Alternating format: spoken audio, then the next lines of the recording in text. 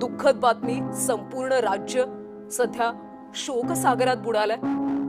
विमान अपघातामध्ये राज्याचे उपमुख्यमंत्री अजित पवार यांचं निधन झालंय। बातमी सांगताना मला देखील भरून आले। संपूर्ण राज्यातली जनता सध्या शोकसागरात बुडाली। सगळ्यांना प्रचंड दुःख होतंय। राज्याचे उपमुख्यमंत्री अजित पवार यांचं निधन झालंय। जवळपास 45 मिनिटांपूर्वीच अपघात झाला होता आणि यानंतर ही दुःखद बातमी आहे। अजित पवार यांचं निधन झालं।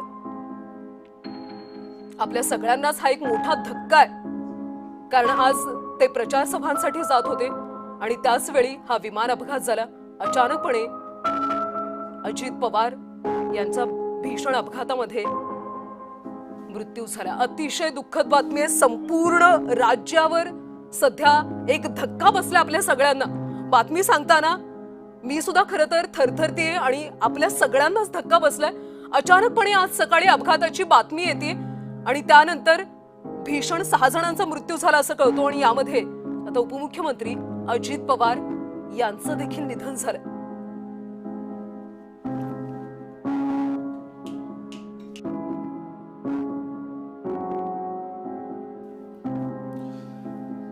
त्यामुळे आपण पाहतोय सध्या अतिशय दुःखद बातमी आता आपल्या समोर आलेली आहे। राज्याचे उपमुख्यमंत्री अजित पवार यांचं विमान अपघातामध्ये निधन झालंय। संपूर्ण राज्यावरती दुःखाचा डोंगर कोसळलाय। खरं तर पत्रकारिता करत असताना अजित पवारांच्या हरहुन्नरीपणा आपल्याला अनेक वेळा जवळून अनुभवायला मिळाला होता। आज त्यांच्या निधनाची बातमी आमच्या समोर जेव्हा आली तेव्हा आमच्या सुद्धा पायाखालची जमीन हलली।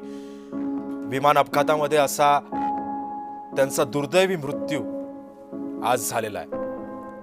जिल्हा परिषदेच्या या सगळ्या प्रचाराच्या रणधुमाळी सुरू असताना अजित पवार बारामतीच्या दौऱ्यावरती आज होते आणि विमान लँडिंग वेळी त्यांच्या विमानाचा अपघात झाला। या विमानामध्ये जवळपास 6 जण प्रवास करत होते। एक वैमानिक, त्यांचे 2 सुरक्षा रक्षक आणि इतर काही त्यांचे कार्यकर्ते होते। अजित पवारांसह 6 जणांचा मृत्यू झाल्याची माहिती डीजीसीएनं आता त्यांच्या या ट्विटवरती दिलेली आहे। खरं तर अजितदादांची कारकीर्द ही संपूर्ण महाराष्ट्राला तशी परिचयाची आहे। महाराष्ट्रालाच काय तर संपूर्ण देशभराला अजित पवारांची कारकीर्द माहिती आहे। त्यामुळे अजित पवार हे नेतृत्व महाराष्ट्रासाठी आणि प्रत्येकासाठी हे अतिशय अभिमानाचं आणि प्रत्येकाला एक कुटुंब प्रमुख म्हणून जसं असतो तसं भावणारं होतं। अजित पवारांचा जन्म देवळालीतल्या राहुली म्हणजेच अहमदनगरमध्ये झाला। आपल्या राजकीय आयुष्याची सुरुवात जी होती ती राष्ट्रवादी काँग्रेस पक्षातून त्यांनी केली। अनेक छोट्या मोठ्या जबाबदाऱ्या सुरुवातीच्या काळापासून अजित पवारांवर पडत गेल्या आणि त्याच्यानंतरच हा नेता राजकारणामध्ये त्याचं जे स्थान होतं ते अढळपणे त्यांनी निर्माण केलं। अतिशय दुःखद अशी बातमी आपण सध्या पाहतोय। उपमुख्यमंत्री अजित पवारांचं विमान अपघातामध्ये निधन झालंय। संपूर्ण महाराष्ट्रावरती आता दुःखाचा डोंगर कोसळलेला आहे। बारामतीमध्ये विमान अपघातामध्ये अजित पवारांचा मृत्यू झालाय। अजित पवारांसह 6 जण या विमानातून प्रवास करत होते आणि विमानाचं लँडिंग होण्याच्या वेळी काही तांत्रिक बिघाडामुळे हे विमान क्रॅश झालं आणि ते नंतर तिथे खाली पडल्यानंतर त्या विमानानं पेट घेतला आणि आपण जी आता दृश्यांमध्ये पाहतोय कशा पद्धतीनं हे विमान आता जळून खाक झालं होतं। वाचण्याचे 1% सुद्धा चान्सेस नव्हते। अजित पवार सुखरूप आहेत असंच प्रत्येकाला वाटत होतं। मात्र काही मिनिटांपूर्वी अशी बातमी येते आणि संपूर्ण महाराष्ट्र हा स्तब्ध होऊन जातो। महाराष्ट्राच्या राजकारणामध्ये अतिशय दुःखद अशी बातमी, उपमुख्यमंत्री अजित पवारांचं विमान अपघातामध्ये निधन झालंय। अजित पवारांसह 6 जण या विमानातून प्रवास करत होते।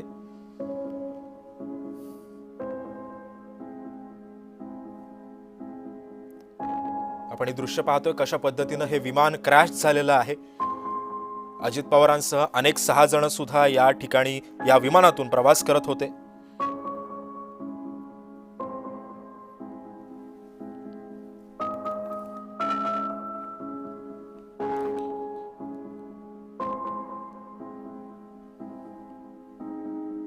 आपण सध्या पाहतोय अजित पवारांसह 6 जणांचा मृत्यू या विमान अपघातामध्ये झालाय.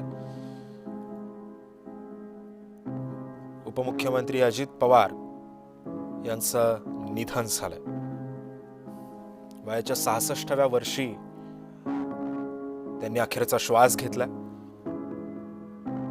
प्रचारासाठी अजित पवार मुंबईहून रवाना झाले होते. एरवी ते बाय रोड प्रवास करतात, पण आज एवढे दौरे आणि एवढ्या प्रचार सभा होत्या, त्यामुळे वेळेत आपल्याला सर्व कामं वेळेत पार पाडावीत अशा हेतून त्यांनी विमानातून जाण्याचा निर्णय घेतला असावा बहुधा.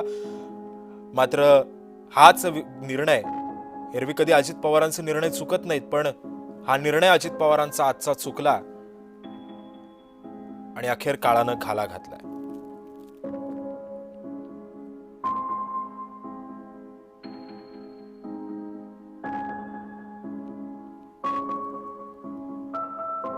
पण पाहतोय अजित पवारांचं विमान अपघातामध्ये निधन झालंय.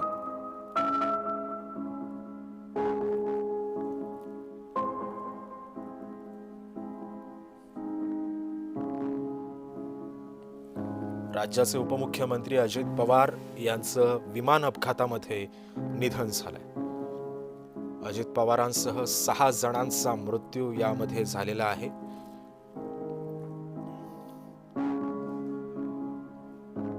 पहाटेपासून कामाला सुरुवात करणारा एकमेव असा महाराष्ट्रातला नेता, ज्या नेत्याची कारकीर्द संपूर्ण महाराष्ट्रामध्ये ज्येष्ठांपर्यंत, लहानग्यांपासून ते ज्येष्ठांपर्यंत होती, आज तोच नेता आज आपल्यात नाहीये.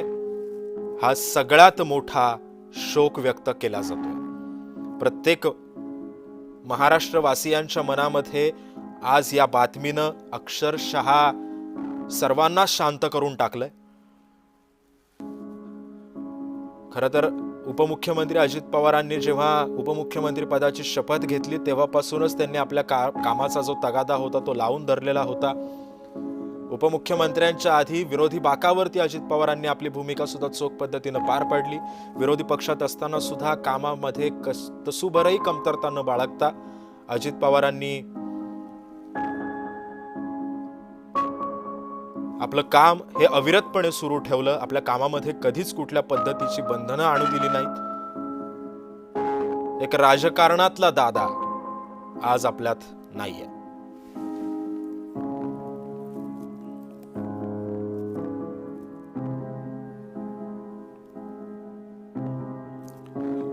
माझ्यासोबत बोलण्यासाठी आता ज्येष्ठ पत्रकार आणि राजकीय विश्लेषक विजय चोरमारे सर आहेत. विजय सर, अतिशय दुःखाची बातमी आहे. सबंध महाराष्ट्रावर दुःखाचा डोंगर कोसळलाय. आपण सुद्धा अनेकदा अजित पवारांसोबत काम केलं असेल.